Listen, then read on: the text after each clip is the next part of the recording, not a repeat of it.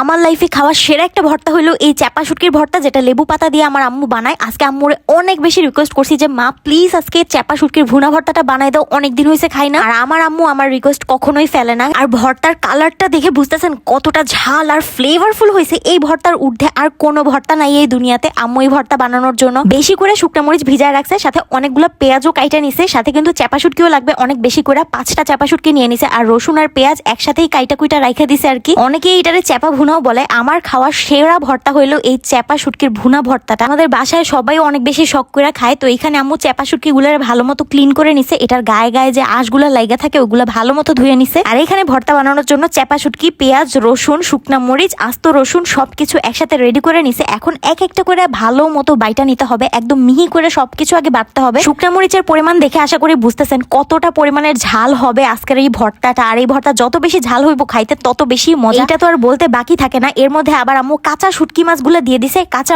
অবস্থাতেই মাছগুলারে একদম মিহি করে বাইটা নিতে হবে, কাটা যাতে না থাকে, একদম কাটা সহ মিহি করে বাইটা নিছে। সাথে রসুনও বেশ খানিকটা নিয়ে নিছে, আর সাথে পেঁয়াজ কুচি তো লাগতেছে অনেকগুলা। পেঁয়াজ কুচি একদম আধা ভাঙা করে বাটতে হবে। পেঁয়াজ কুচিটা মিহি করে বাটার দরকার নাই, এরকম আস্তে আস্তে মানে আধা ভাঙা অবস্থায় থাকলেই ভালো লাগে। এই তো এখন কিন্তু মরিচ, শুটকি, রসুন, পেঁয়াজ সবকিছু ভালো মতো বাটা হয়ে গেছে। এখন এটারে উঠায় একটা বাটিতে রাখা দিতে হবে। কালারটা অসম্ভব রকমের সুন্দর, কিন্তু রান্না এখনো হাফ বাকি আছে। পরের ধাপের প্রসেসিং গুলাই সবচাইতে বেশি ইম্পর্টেন্ট। এখন পর্যন্ত তো শুধু বাটাবাটি করছি, এরপর যত মজা করে রান্না করবো ভর্তাটা খাইতে ততই স্বাদ লাগবে। আমি বেশ কিছুদিন যাবত আমার স্কিন আর হেয়ার কেয়ারে রেখেছি ফ্লোরা পেজের এই গ্লো এসেনশিয়াল সাবান আর রোজমেরি অয়েলটা। এই দুইটা জিনিসই আমার জন্য এত বেশি হেল্পফুল হয়ে উঠছে। ওনাদের এই গ্লো এসেনশিয়াল সোপটার কথা কি আর বলতাম। এই সাবান আমাদের স্কিনের ব্রণের দাগ, মেস্তার দাগ, কোনো ধরনের পিগমেন্টেশন অথবা সানট্যান সবকিছু রিমুভ করতে এই একটা সাবানই যথেষ্ট। আমি দিনে 2বার এই সাবানটা দিয়ে আমার ফেস ওয়াশ করি, আর রেগুলার ব্যবহার করায় আমি বেশ ভালোই রেজাল্ট পাচ্ছি, যার জন্য আপনাদের সাথেও শেয়ার করলাম। সেনসিটিভ স্কিন, ড্রাই স্কিন অথবা অয়েলি স্কিন সব ধরনের স্কিনের জন্য এই অর্গানিক গ্লো এসেনশিয়াল সোপটা আপনার বন্ধু হিসেবে কাজ করবে। আপাতত আমার তো এটা ফেভারিট লিস্টে চলে গেছে। আর এই অয়েলটার কথা কি আর বলতাম, রোজমেরি অয়েল আমাদের হেয়ারের জন্য কতটা ভালো সেটা তো আমরা সবাই জানি। কিন্তু ফ্লোরা পেজের রোজমেরি অয়েলটা সম্পূর্ণ ঘরোয়া উপায়ে ন্যাচারাল পরিবেশে তৈরি করা হয়, আর 5টা প্রিমিয়াম অয়েলের সংমিশ্রণে বানানো হয় এই রোজমেরি অয়েলটা। এর মধ্যে আরো পেয়ে যাবেন tea tree oil, cumin seed oil, lavender essential oil, আরো ন্যাচারাল উপাদান। আর কি চাই বলেন তো? শ্যাম্পু করার আগের দিন রাতে এই অয়েলটা স্ক্যাল্পে ভালো মতো ম্যাসাজ করে ঘুমিয়ে পড়ি, পরের দিন শ্যাম্পু করে ধুয়ে ফেলি। আমি তো বেশ ভালোই রেজাল্ট পাচ্ছি। তাছাড়া ফ্লোরা পেজে ঈদ উপলক্ষে এই 2টা প্রোডাক্টে পেয়ে যাচ্ছেন বাই 2 get 1 অফার। আর কি চাই?